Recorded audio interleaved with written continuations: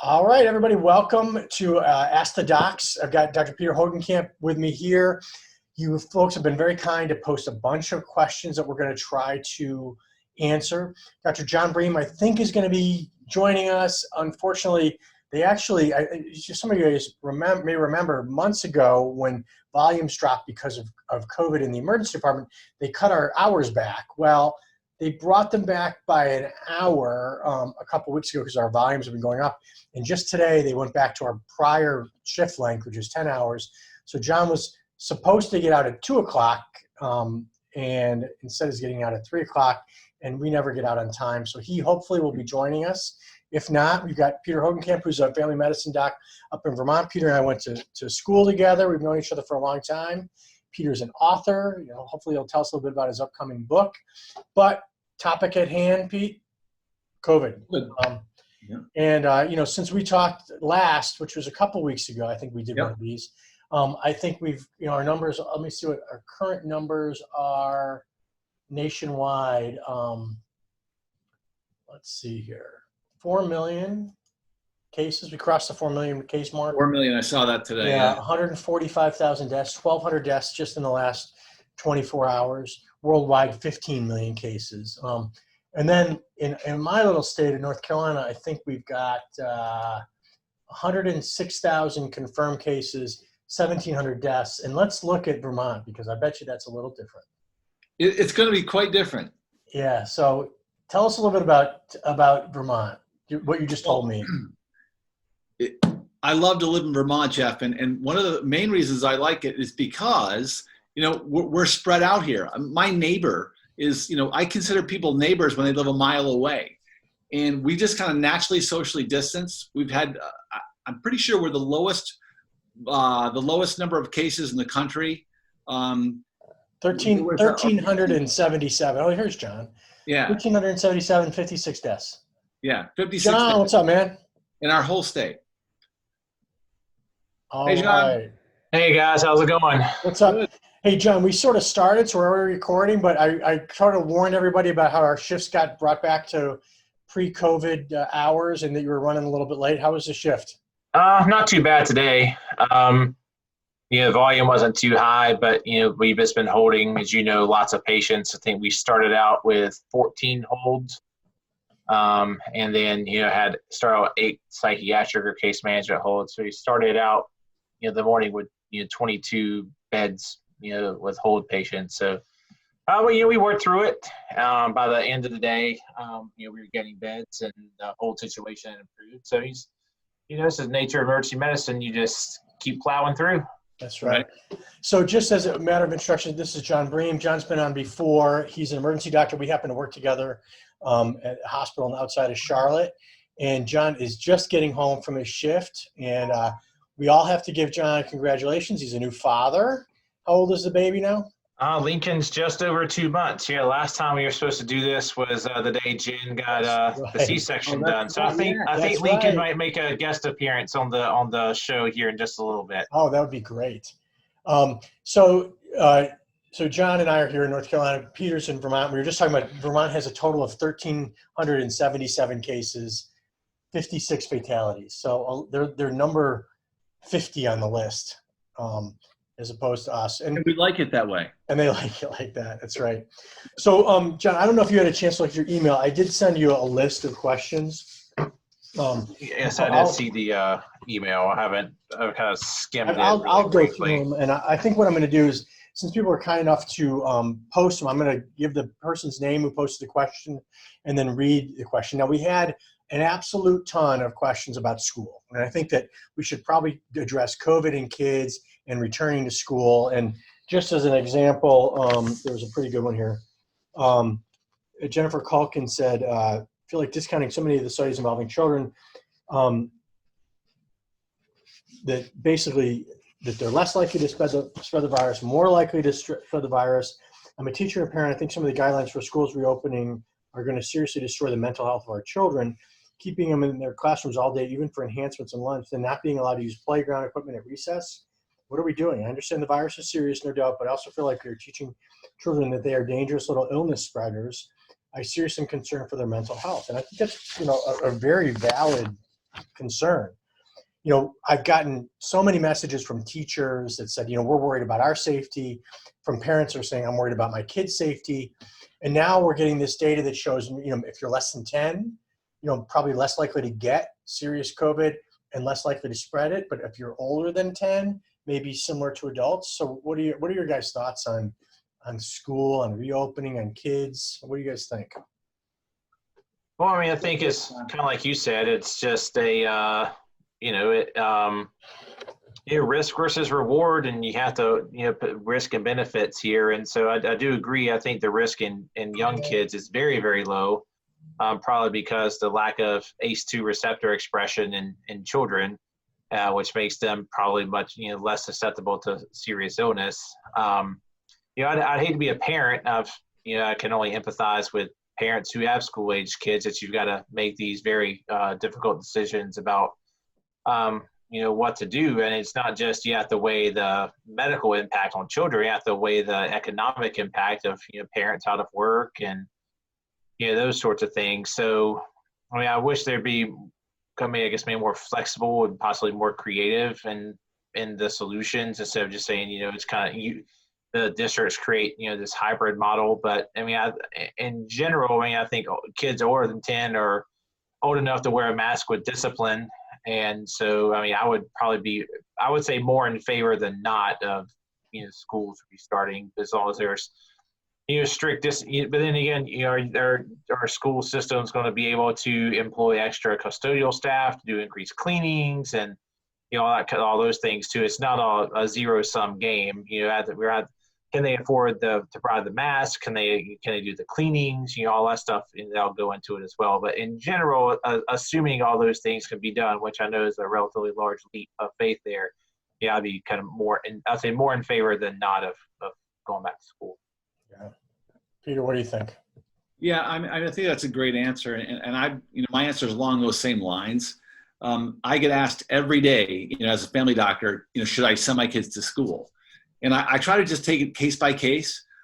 If there's for instance, I have one patient of mine who has 2 kids and her dad lives with her, and he's got bad COPD or emphysema, and he's the kind of guy that if he got COVID, he would probably, it's very, possible he wouldn't do very well. And in her case, she's got an 11 and 12-year-old that are going to middle school. I think it's likely that even here we don't have much COVID, but we're going to get some as kids get back to school. Every year the second week in September is one of our busiest weeks, and that's because kids have been in school for a couple of weeks, and all of a sudden all these illnesses start going around. I don't see how COVID is going to be any different, and I see a huge negative to kids not going to school. I really do. How about parents trying to work? How about kids' psychological impact and socialization, all these things. So I think we need to try to send kids back to school, but I think we have to do it with a lot of testing and a lot of isolating, and there has to be plans in place. Should the pandemic get a lot worse. But I'm in favor of trying. And there's also I also think there should be an option for schools for kids who do have an immunocompromised student at home or a grandparent at home, for those people to do a strictly virtual thing, at least for a year, just to try to, give everybody a safer option. Yeah, I agree. I kind of thought, some kind of hybrid approach where if you do a survey and you say, well, if you don't have any risk factors, like if you don't have any sick family members or you're not in close contact with older people, maybe those kids go back to school 4 days a week, and then you dedicate special resources to the kids that are not in that situation, and then they come back 1 day a week. I don't know. But, right now we're seeing a mix of everything from fully virtual to Mecklenburg County here is doing 2 weeks of in-person instruction so the teachers can get to know the kids, and then the rest is going to be fully virtual. In my county, they're splitting everybody up into 3s, and they're going to be going to school 1 week and then virtual 2 weeks. So, I mean, how do you work? I mean, if you're a working parent, what do you say? Well, I'm not going to come to work every 3rd week. Right. It's difficult. How does that work? I'll tell you how difficult this question is. There's not one school in our entire county that is doing the same thing. In other words, everyone is coming up with a different answer because, I don't think there's a lot of great answers.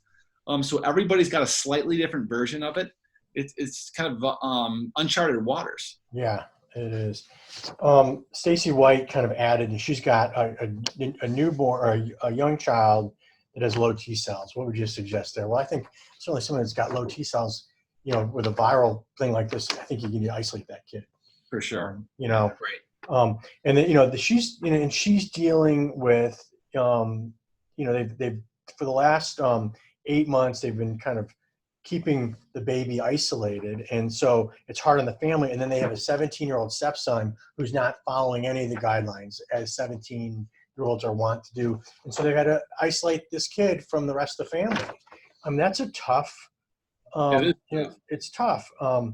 And they're asking, do you have any advice that would be safe for family visits or some outings?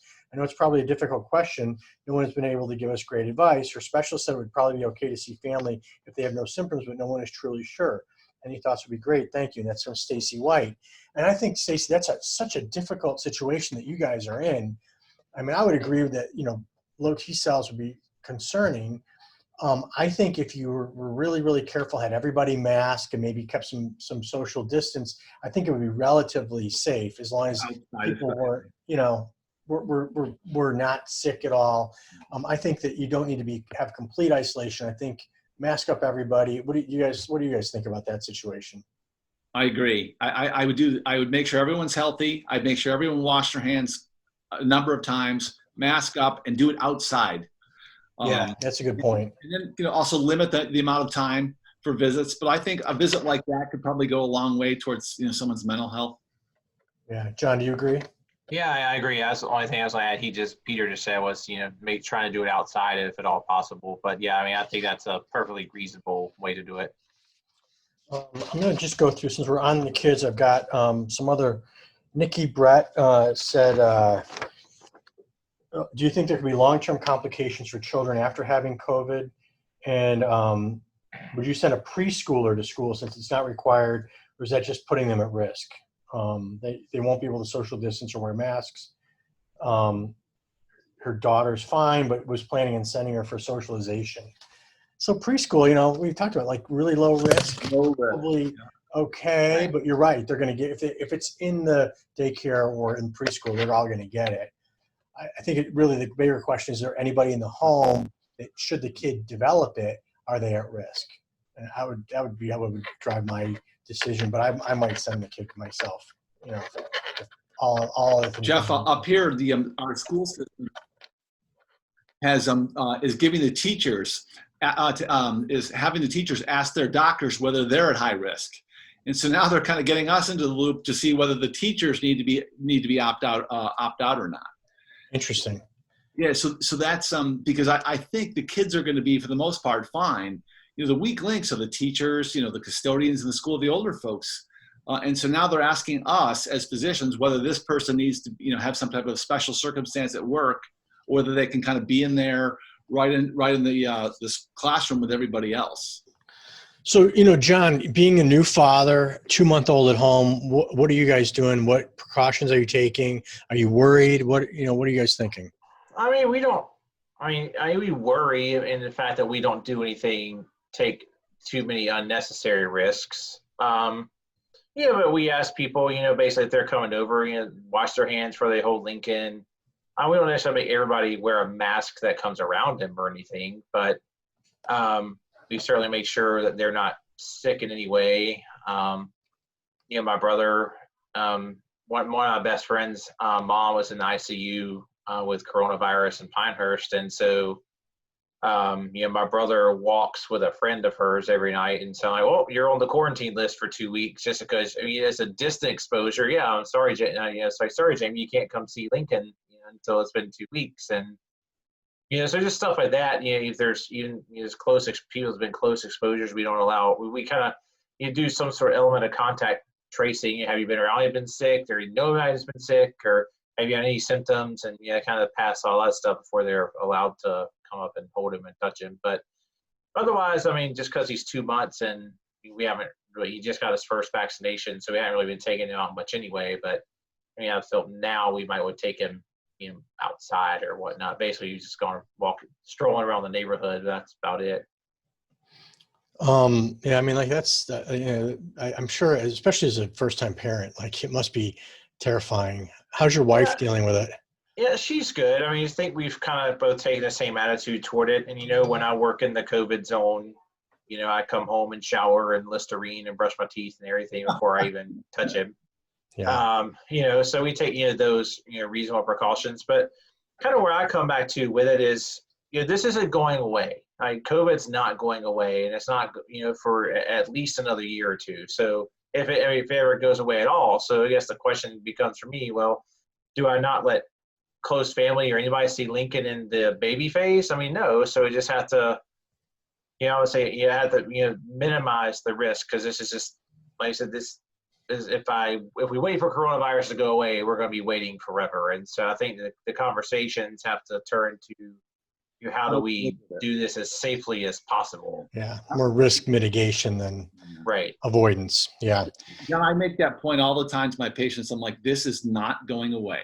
It's here, and we just have to learn to live with it. We can't just isolate in our house for the next 2 years. It's not possible. Right. So we just have to make good choices and try to mitigate the risk as best we can. But we really have to live our lives. Yeah, I agree with you. This is an interesting one from Babs Harris. She says, our 3 grandkids, one with special needs, an 11-year-old, another 8-year-old, 3rd grade, both in public school, toddler attending church preschool. 2 oldest will attend schools 2 days and do virtual 3 days at home. Both parents work essential medical jobs. I will likely be dependent on to take care of those kids 3 days at home. I'm 73, husband 72 has CLL, chronic lymphocytic leukemia. This dilemma is highly stressful. What to do? I mean, that's a very difficult situation, because you've got people that have to work, and you've got the only other potential caregivers are both at, high risk based on being over 65. And the grandfather in particular has got, an immunocompromised condition with chronic leukemia. Boy, I don't know what advice to give Babs. What do you guys think? I would pay for a babysitter. Yeah, I mean, honestly, I think that's very high risk. I really do. Yeah. And there's like another question. It's like somebody said, Michelle Davies said, read articles about children not being spreaders, but what is a true risk to adult family members, including grandparents with comorbidities? I think that we don't know. And so I think you've got to err on the side of caution. If you've got grandparents who have got risks, and if your kids are going to school part of the week, like I would keep them isolated. I would too. Yeah. I don't think that there's any other, as a physician, I don't think we can really give anybody else an answer differently than that, because it is risky, unfortunately. Jeff, one of the questions I was reading earlier, someone was asking about with the advances in treatment, were things like social distancing and masks still as important? Yeah. And I thought that was a great question. And my answer would be a resounding yes. Yeah, because there haven't really been any advances in treatment. I mean, the best treatment is prevention. That's about all we've got here. So, I mean, there's really not, maybe Decadron, maybe some of these monoclonal antibodies, but maybe not really. These definitely aren't panaceas. It's not like everybody gets these and gets better. Like quarter of people get them and get better, and there's some reduction in illness, but definitely a lot of people still die when you get to that stage of illness. So yeah, I did a video Monday or last week, I think it was Monday, where I went through all the kind of current treatments out there, and really there's only 2 that have been demonstrated to show any effect at all. Dexamethasone, which is an IV drug, we give to people who are very sick in the hospital, and that reduces mortality. But if you give COVID as an outpatient, it's useless. And the other one is remdesivir, which shortens hospital stays by a couple of days, but I'm not sure there's any good mortality reduction data out there yet. Also another IV drug, still experimental, not broadly available. And those are the only 2 things that have been shown. A lot of side effects. Yeah, a lot of side effects. And then there's a bunch of things that I covered: convalescent plasma, monoclonal antibodies, a number of other things that have had potential. And then there's a few things that, we got pretty good randomized controlled trials like hydroxychloroquine that really don't seem to have any effect at all. We haven't yet seen a randomly controlled trial that it's had a positive effect. And then a bunch of other stuff that has been shown to be just like IV bleach and UV light and things like that, which clearly are dangerous and not helpful. But we don't have very many things that treat, and just like the common cold, we don't do a great job treating viral illnesses. And so I don't hold a huge amount of hope out there that we're going to, some kind of silver bullet. Like the guy, the Texas doctor Bartlett, who says that, Pulmicort is a cure for COVID based on his opinion of 12 people that didn't die that he was taking care of in the last couple months. I'm like, I'm hoping that 12 of your patients didn't die in the last 6 months. Goodness. But, again, lots of claims of therapy, but not very much science to back any of that up.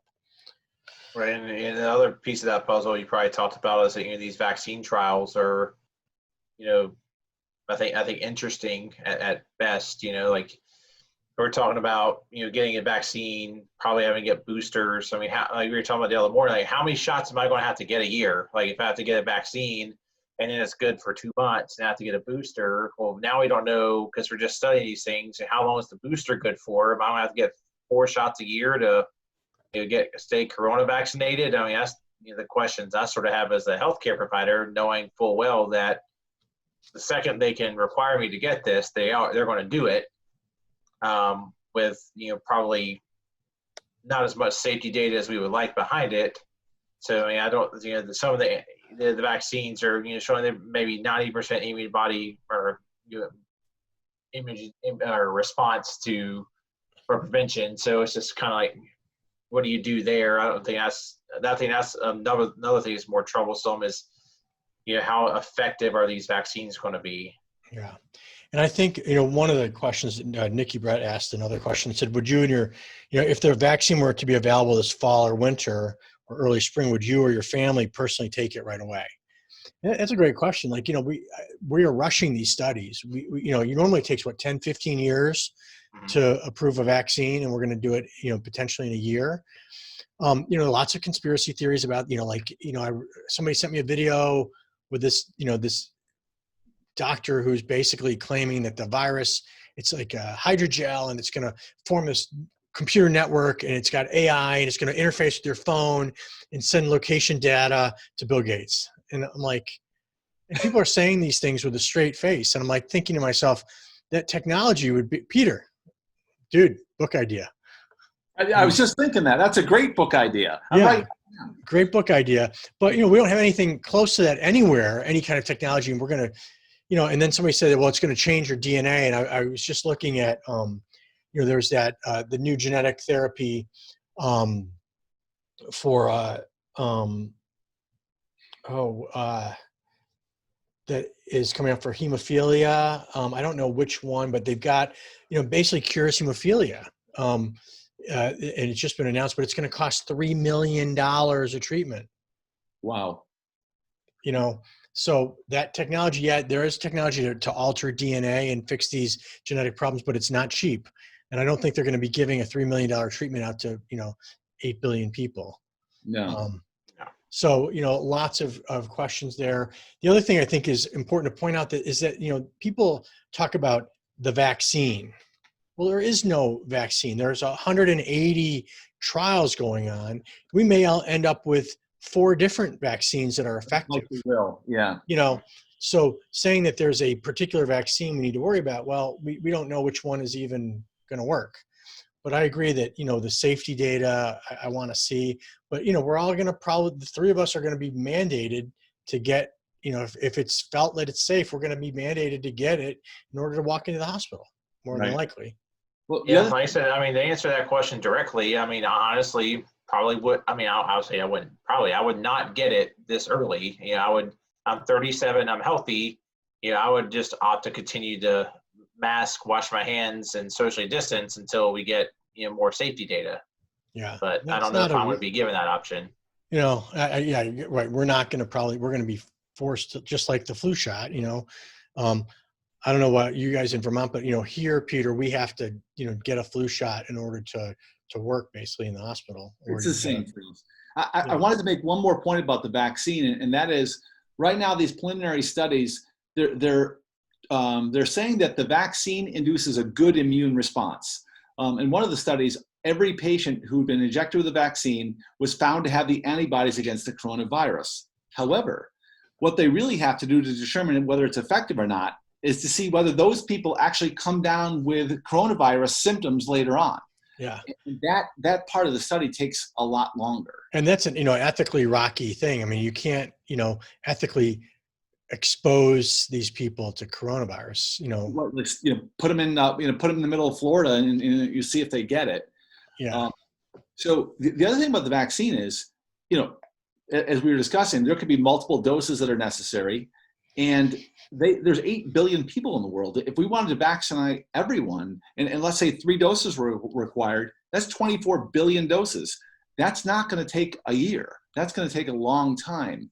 So I think we really have to look at this, and not just kind of wait for a vaccine as our savior. We have to kind of keep on doing the things that we're doing, the things that we know work.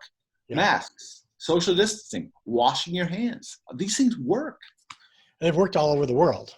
But we fight about the masks, and it's my right to, Peter, you and I were talking before we started recording, we put a seatbelt on, we stop at red lights, we drive on the right side of the road. Yeah, it's our right to drive on the left side of the road.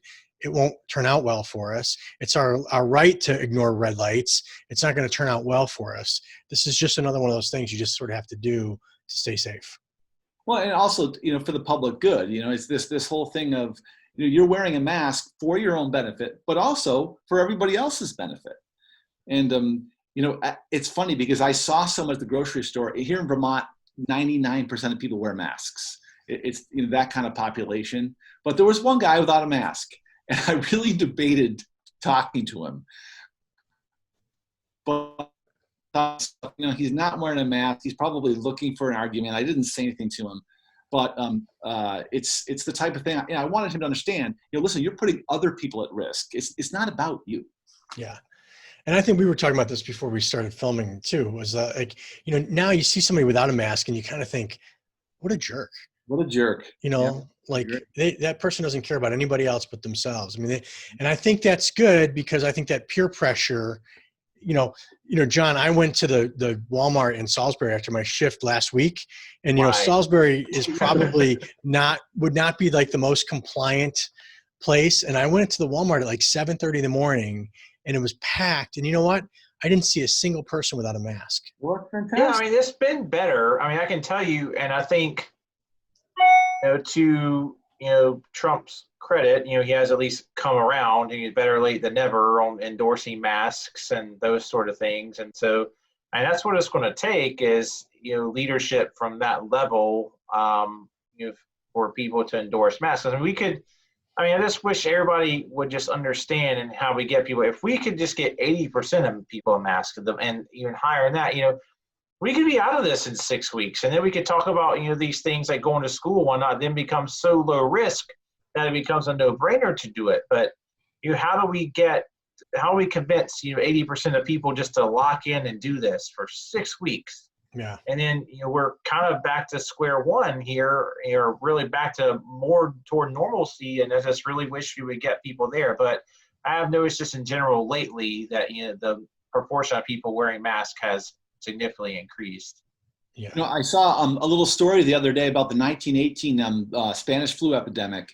Did you know they required masks and you could go to jail for not wearing one? Yeah. And and there was actually, I should find it, there was a couple studies that showed very significant reduction in death rates in those areas that masked during the Spanish flu. I think that's one of the concerns about a pandemic is that we are kind of we all probably back of our mind thinking, is there going to be a second surge of this virus come winter? Because many of these viruses do that. And, in the Spanish flu, it wasn't the first wave. The first wave was sort of like this. It wasn't really all that bad. The second wave is what was the deadly one. And God forbid we have to deal with that. And Jeff, just to remind everybody, 50 to 100 million people died worldwide with the Spanish flu. Yeah. It was very, very significant. So anyway, we covered a bunch of vaccine questions. Let's see here.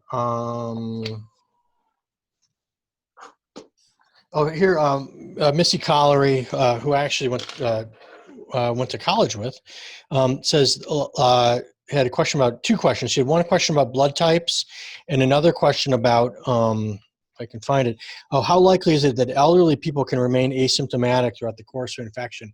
Have you guys seen anything about rates of asymptomatic patients in correlation with age? Do we know anything about that? I'm not aware of anything off the top of my head. I mean, I'm really not either. I'm just trying to think about if I can think of anything just about the flu literature about that, and I'm not really sure I can come up with anything of the flu literature off the top of my head about that either. Because we talk a lot about asymptomatic kids, but I haven't really seen much about, people that are in those risk categories being asymptomatic. As a matter of fact, I haven't really even heard of a case, not that I've seen reported, at least. Well, I mean, I do think in the, the nursing home in Salisbury, there were some of the patients there who were elderly and asymptomatic. I'm not sure what the percentage of those patients was, but there were some that were asymptomatic that were positive. Yeah, and for the viewers, where the town that John is referencing, we had a fairly significant outbreak in a number of nursing homes, and including one nursing home in particular, there were 19 deaths. Is that right? I think it's 21 actually. It was a fair number. Yeah, it was a good number. Yeah, so that, quite a few deaths locally from a nursing home, a high risk population, but with John saying that some of those people may have been asymptomatic. So I guess you can, have asymptomatic folks that are in those risk categories. Yeah, when they did a study in New York, they tested an entire neighborhood in New York, and was one of the studies that led them to believe that there's a large number of people who are asymptomatic with this virus. And they, obviously, kids,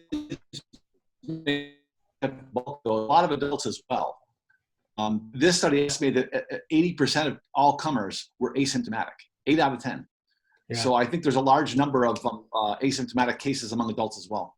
And there's been a few things that, imply that the number of actual cases is up to 10 times what the reported cases are. But even at 10 times 4 million, that's still only 10% of the country. Right. And we got a long ways to go to get to herd immunity. One of the questions, which I thought was excellent, because I think that we're looking at 60 to 70, maybe even 80% of people have to be immune in order to get herd immunity. Yeah, I mean, at least anything somewhere between 60 and 80%. So, we're only, if at best a sixth of the way there. 6 months into this. Right. We're just not going to get there because I don't think the immunity lasts.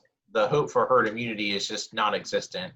Yeah. I mean, there's those, and then, I read that same study that showed they don't think only about 17% of people that have had COVID actually have enough antibodies to be immune after, and those are people that actually were sick. There was a study that came out of, can't remember where it was. I talked about it a few videos ago, but that's concerning that we don't think. The other thing is, and I don't know if this is, I read so many papers, so sometimes I don't know if this is something I read, a paper I saw, or whether this is my own opinion. But, the fact that people that have these asymptomatic, cases probably don't develop enough resistance, so they're probably not immune. So they could be asymptomatic but not immune. Whereas if you have a fairly severe case, you're more likely to be immune because you're going to have a bigger immune response. That was a paper. Was it? Yeah. So it's interesting. It's my friend whose mom was in the ICU. I think she tested positive 6 weeks ago and was admitted, and she's already antibody negative. Oh, really? Yeah, like she sent me her antibody results, like antibody negative. I'm like, are you sure it's antigen negative? She's saying this very clearly on her result. It says antibody negative. I'm like, wow. Was it IgG or IgM? It doesn't specify. That's one thing I did wonder, but it didn't specify which antibody. I think you could clear IgM and still be IgG. You could probably clear IgM in 6 weeks. Yeah, I don't know. But I just think it's interesting. I just don't think these antibodies are going to last very long. Yeah. The other thing is that, do you develop some intrinsic, maybe after infection, do you develop intrinsic T cell immunity, and those T cells don't need, there's some studies that show you can develop some sort of T cell mediated immunity that doesn't require antibodies. I read a paper about that recently. So I think you're right. I think depending on us achieving herd immunity from people getting infected is probably a long road that's going to be littered with a lot of dead people. So now if we have a vaccine and no one, and 30% of the people are unwilling to take it because they believe Bill Gates is going to, control their mind or whatever conspiracy, we're not going to achieve herd immunity that way either. And so if that's the case, and actually there was a great question, let me see if I can find it, that said, Are you talking about the natural immunity? What's that? Jeff, There was a question about natural immunity. Yeah, and so I was actually gonna answer that for a second. And my answer to that would be, this is a novel coronavirus, which means it's a new strain of coronavirus. But coronaviruses have been causing disease among humans for millenniums. And so what I think is it's possible that some people have had a similar coronavirus to what's out there now, and that similar coronavirus antibody is giving them some type of immunity. That's my theory. Clearly, my dog does not like that theory. Yes. Your dog disagrees. See And here. Jeff, it looks like the official death toll there was at least 18. That was the official number For the nursing home. Yeah. I'm trying to think. So there's Elizabeth Powell asked about masks, and she said basically, if we all wear masks and we do all the right things, but a bunch of people don't get immunized, are we going to still need to wear masks? And I think the answer to that is yeah. If we don't, if we don't eradicate this virus either through some reaching herd immunity some way, we're gonna be stuck with a mask for a long time, unfortunately. I would argue we're going to be wearing masks for a long time regardless. So let me ask you, I got a couple, these are maybe a little bit more humorous, but I don't know if there's any validity. Somebody, Tim Boone wants to know, can you comment on the use of rectal ozone as a preventative treatment for COVID, or as an initial early stage treatment to limit severity? Also, what about hyperbaric oxygen therapy as a treatment? Have anybody heard about rectal ozone? I'm not volunteering for that study. Yeah, I don't know how that would possibly work. I'll have to do a little bit of digging or tunneling for that. The answer to that one. Hyperbaric oxygen. I don't know. That's kind of in the emergency medicine purview. I haven't heard of any studies looking at hyperbaric. God, I've read so many studies. I posted one about hyperbarics on my Facebook page probably 2.5 months ago. That the patients that got hyperbaric showed improvement because obviously you're increasing the partial pressure of oxygen. And they seem to do, the patients they studied it on, it was a small study out of China. They all seem to get better, really had very quick clinical improvement within, most of them within 24 hours, all within 48 hours. And they built these, because you build these little mini chambers, and they don't have to be very big, 8 by 10, and put the patient in there, and I think they did it. I think it's 1.8 atmospheres is what they did it at. But I have read a study on it. It's just, you read some of these studies, you just can't remember them all. I'd have to go back and jog the exact numbers, but there have been some small studies that show benefit. Okay. So we probably think rectal ozone is probably going to be a no, and hyperbaric is a possible. I think that's a reasonable summary. Okay. Let's talk a little about testing, because I don't know if you guys have seen these posts about, I went to get my test and there was a long line, and I went home and I got a positive result in the mail.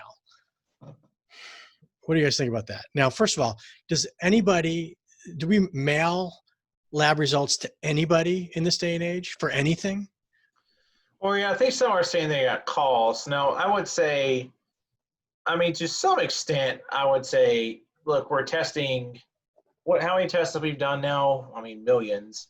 Millions. Yeah, there's going to be some, some foul ups in these, at some point. Like, we're not going to go, 100% on, millions of tests. So, so I would expect, some small problems with the data. The issues are, I think, the biggest ones I see, and I'm sure stuff like that happens every blue moon, and people are going to sensationalize it. But what we've got to get better at is, there's some, like, one of the employees at the hospital I'm pretty tight with. She took her son to get tested, and it took 9 days for his results to come back. And this was last week. Yeah. So, that's a good point. And a couple of people asked about the testing delays. And, I think the big issue is reagents. Like that's the problem. Yeah. Now, in our clinic, we use LabCorp for a lot of our labs, and we know our LabCorp rep really well. And she was here last week, and she was telling me that LabCorp in North Carolina has a capacity of doing 35,000 tests a day, but they're receiving 50,000. So their 3-day turnaround has slipped to like a week or more. But they're running into problems with reagents, and those are the chemicals that are used to develop the tests. And if you don't have reagents, you can't develop the tests. Now, that being said, I had an employee that got sick, fever, and she's an esthetician, and so like there was no way in the world I was going to let her take any care of any patients until we knew.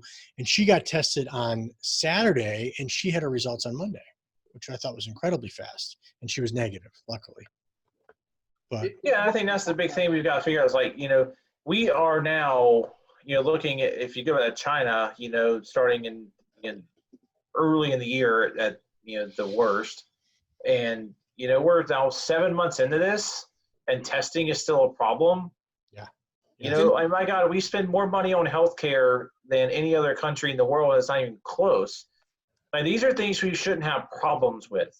Testing should not be, of all things, testing and PPE, it should not be a problem at this point. Like, we've got to figure that out. And quite honestly, you should have already had that figured out. And the fact that we haven't is just astonishing to me. It's embarrassing. It is embarrassing. Cam Lurie asked him, why isn't it possible to produce enough N95 masks for everyone? If everyone wore one and had ample supplies, wouldn't it be pretty much eradicated? I heard they cost less than $1 to make, and he thinks our country's manufacturing capacity is robust enough to make as many as needed. The fact that caregivers are still running short is incomprehensible. Incomprehensible. Yeah. Now, I did read an article just this last week about, there's some fairly high technology required to produce an N95 mask because of the tolerances and the fact of what they can filter out. So it's not like building a cloth mask where you just throw an assembly line. To put up new production requires specialized machines, specialized materials. So it's not just like snap of your fingers, but I agree, it seems like with this big an emergency, we should be able to, to ramp our production significantly, but it is not like the simplest thing to build in a N95 mask, even though it looks simple. There's some good technology in there, but I agree with Cam that like we should be farther along at this point. Yeah, I agree. What do you guys think about the blood type stuff? There's been a number of studies that show that A blood types seem to be a little bit higher risk of developing severe disease, and I think there's been 2 or 3 studies at least that show that. Do you think that it's something that people need to be worried about? And is it something that's clinically applicable? Like, do we need to know people's blood type if they come down with the disease? I would still think that, there are probably better predictive markers than blood type for how you're going to do, D-dimer, ferritin levels, those kinds of things, how high your LFTs go, I think are still going to be better biomarkers than if your blood type's A positive or O positive. Right. I think there's some significant differences, but I don't think that would be, if I were choosing biomarkers to hang my hat on, blood type would be way down the list. Yeah. Peter, you have any thoughts? Yeah, people ask me about getting their blood type now all the time. And they always think that I've done it before because people don't understand it's a specific test that you have to order. And I always try to talk them into something else because I'm saying, well, rather than focus on what your blood type is, why don't you focus on social distancing, wearing your mask, washing your hands, keeping your hands away from your face. So I try to downplay it. You can't do anything about your blood type, but you can do something about your hygiene and about, how you behave. So I really try to downplay it and talk up all the same things that we've been talking about all day. How about, I mean, this is something we've dealt with since the beginning, but somebody asked again, I keep seeing headlines that COVID deaths are being overcounted and coded as COVID for money. Any truth to this? Yeah, if doctors want to go to jail. Yeah, I know. None that I have seen. Yeah, I mean, it's fraud. We would go to jail. Like, people don't understand, like, there are very specific requirements for billing, for coding. People are like, oh, this guy was killed in a motorcycle accident. He was coded as a COVID death. Again, we're dealing with tons and tons of patients. Sometimes weird things are going to happen, but it's certainly not the norm. And it's certainly not being done as a way of hospitals generating money. Right, and in the instances that people are having to get retested to go back to work or whatever, because I specifically asked this question to the local health department where we work, and they confirmed that if you are getting a retest and you still test positive, that's not another positive case. Yeah. That still counts as one case. They would not count another case as positive until it's been longer than 28 days. You've been asymptomatic and then had another positive test where there could be a possibility of reinfection. But if you tested positive and you tested positive 4 more times without 2 negatives, like, they're never going to count that as another positive case. So you count in the test count, but you would never be counted as another positive case. I did not get clarification of what would happen if you came in. Like, let's say you were coming in for a hernia repair or something, and you had your pre-op clearance and you tested positive for COVID-19. And my guess is they would say, hey, you're positive for COVID-19. This elective surgery can wait, and not admit you to the hospital in general. But if that were to happen, I think we've had some cases where somebody's fallen and had a femur fracture, and they asymptomatically are positive. Does that count as a COVID admission or not? I couldn't get a good answer to that question. If you have an emergency surgery that requires admission, but you happen to be asymptomatic COVID positive, does that count as a hospital admission for COVID? I could not get a clear answer to that question. Yeah. But I think we all agree that there's, like, not widespread fraud being committed by physicians and hospitals to get extra money from COVID. I've heard of none of it. Yeah. Right. Yes, the reimbursements are higher, but that was part of the CARES Act, was that because volumes are down, we're going to increase the reimbursements for COVID-related diagnoses to sort of help offset that and help the hospitals. Yeah. And so that's what they did. But even that is not anything that I would think is going to be ridiculously exorbitant. If you're intubated in the ICU for a month, the DRG for that is still, relatively low overall. Should people still wipe down their groceries? I would say no. Nope.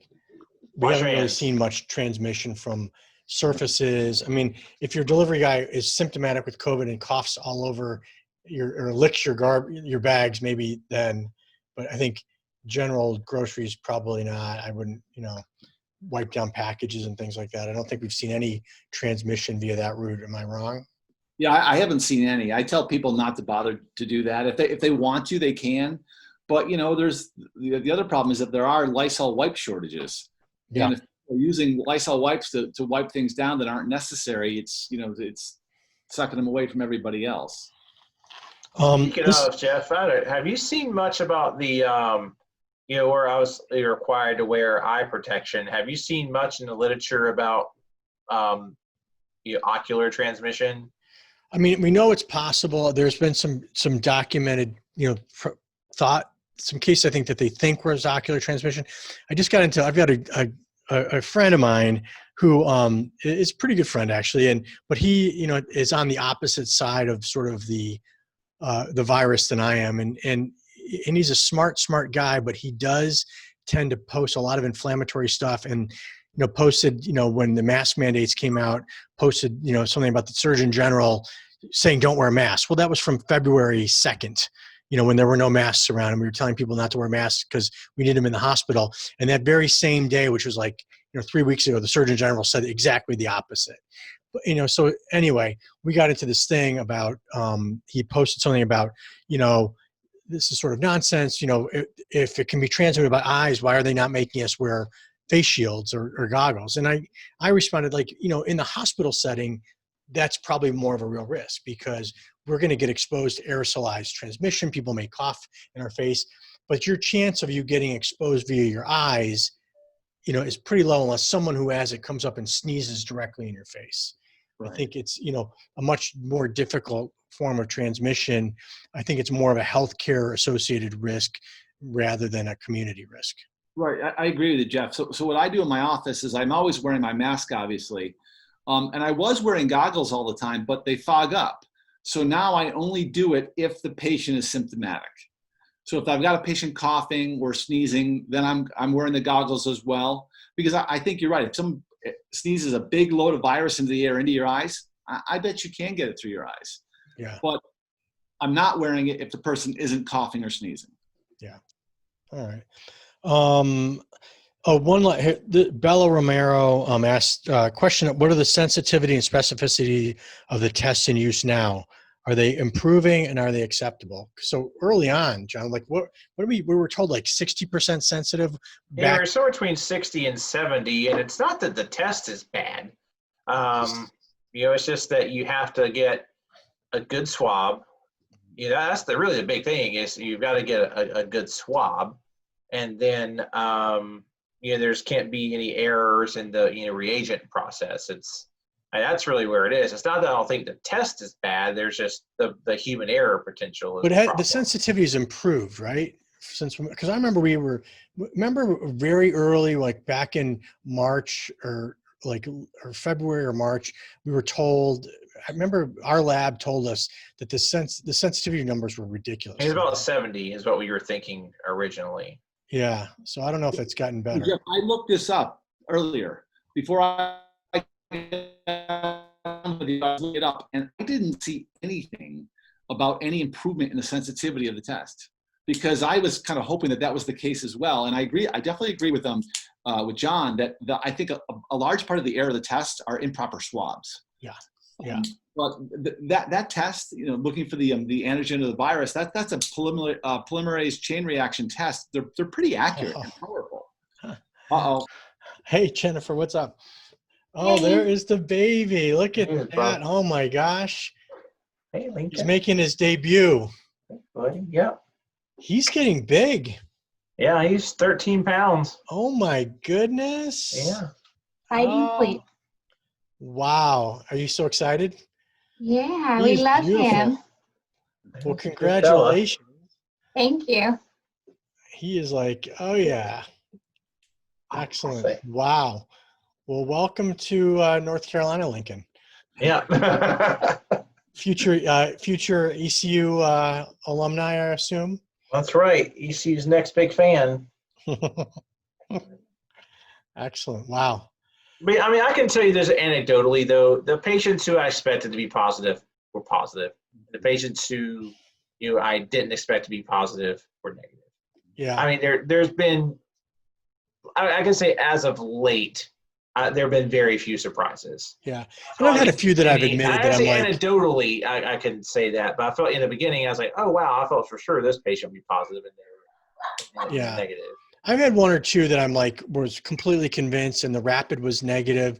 And I call up, the inpatient team and said, hey, listen, this is what I think. I'm pretty sure though they've got COVID. And they're like, oh yeah, they probably, so the inpatient guys have seen more of those sort of initial negative tests followed by a positive. When I saw a guy last weekend, he had gone to the ER at Lexington and he had a fever and a cough and he had a chest x-ray that showed infiltrate and then a CT abdomen that showed, bibasilar infiltrate, ground glass opacities, and he was negative there. And then he was, positive with me, 48 hours later. Yeah. And he clearly had it the whole time. Right. And I think that's the question one of the charge nurses, Cheryl, was asking was, is there a certain length of time people need to wait before they get tested?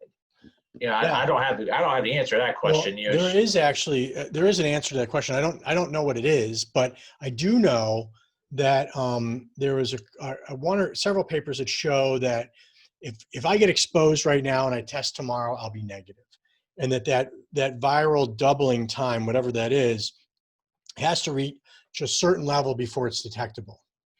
And so that means that, if I get tested today, I just got exposed, I'm going to be negative today, I'm going to be negative tomorrow, I'll probably be negative 2 days from now. And that particular paper said something along the lines of that probably 4, or rather 5 to 7 days out was the time to probably check these people, because they may be falsely negative before then. So The point is that they've already exposing so many people in those 5 to 7 days, though. I know it. I think we lost John there.